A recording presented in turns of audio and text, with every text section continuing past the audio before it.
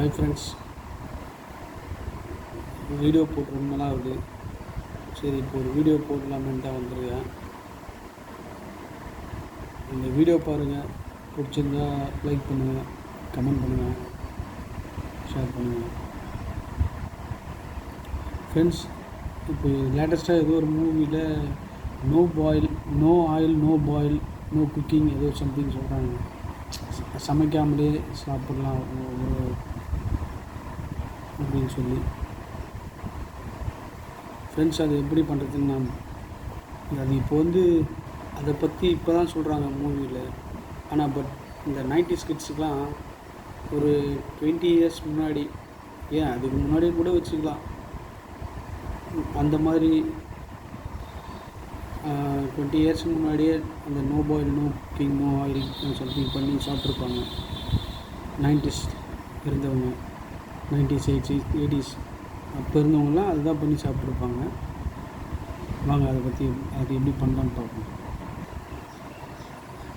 Hi friends, அதை செய்கிறதுக்கு இது மாதிரி ஒரு பாத்திரம், சின்ன பாத்திரம், 2 அல்லது ஒரு 3 பச்சை மிளகா, ஒரு தக்காளி போதும் ஃப்ரெண்ட்ஸ். அதை செய்கிறதுக்கு ஒன்றும் இல்லை ஃப்ரெண்ட்ஸ். இந்த தக்காளியை அந்த பாத்திரத்தில் நம்ம கையாலேயே புழிஞ்சுக்கிட்டோம், கசக்கி புழிஞ்சுக்கிட்டோம்.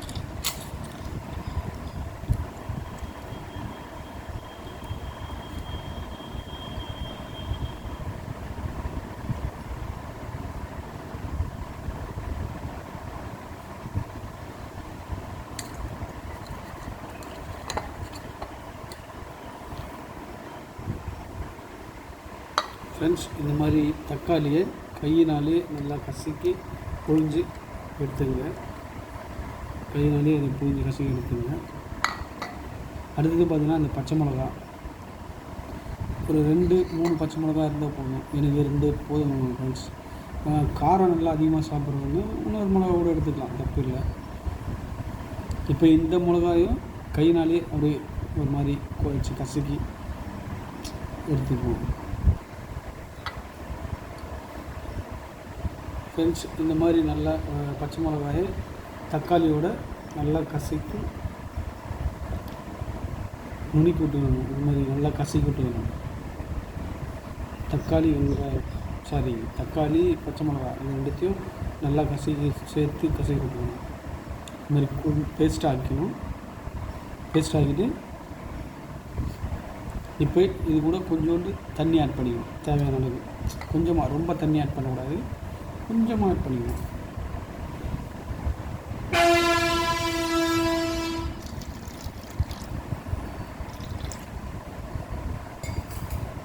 அவ்வளோதான். தக்காளி ஆட் பண்ணியாச்சு, தண்ணி ஆட் பண்ணியாச்சு.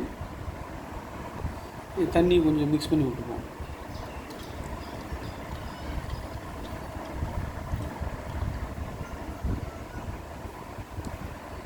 ஃப்ரெண்ட்ஸ், தண்ணி ஊற்றி மிக்ஸ் பண்ணியாச்சு.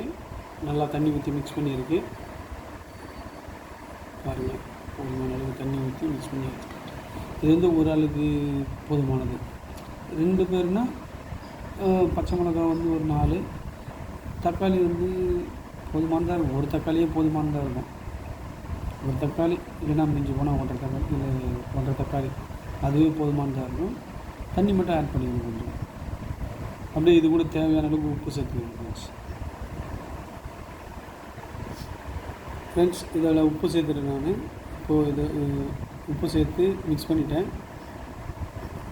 உப்பெல்லாம் கரெக்டாக இருக்குது, செக் பண்ணிட்டேன். இதோட டேஸ்ட்டு சூப்பராக இருக்கும். ஒரு மாதிரி நல்லா டேஸ்ட்டாக இருக்கும். காரம் சாப்பிட்டு பாருங்கள், செஞ்சு சாப்பிட்டு பாருங்கள். சாப்பிட்டு பார்த்து எப்படி இருக்குன்னு கமெண்ட் பண்ணுங்கள். பிடிச்சிருந்தா லைக் பண்ணுங்கள் ஃப்ரெண்ட்ஸ். இதோட டேஸ்ட்டு நல்லாயிருக்கும் ஃப்ரெண்ட்ஸ், சூப்பராக இருக்கும். இதோட டேஸ்ட்டு செஞ்சு சாப்பிட்டு பாருங்கள் நீங்களும்.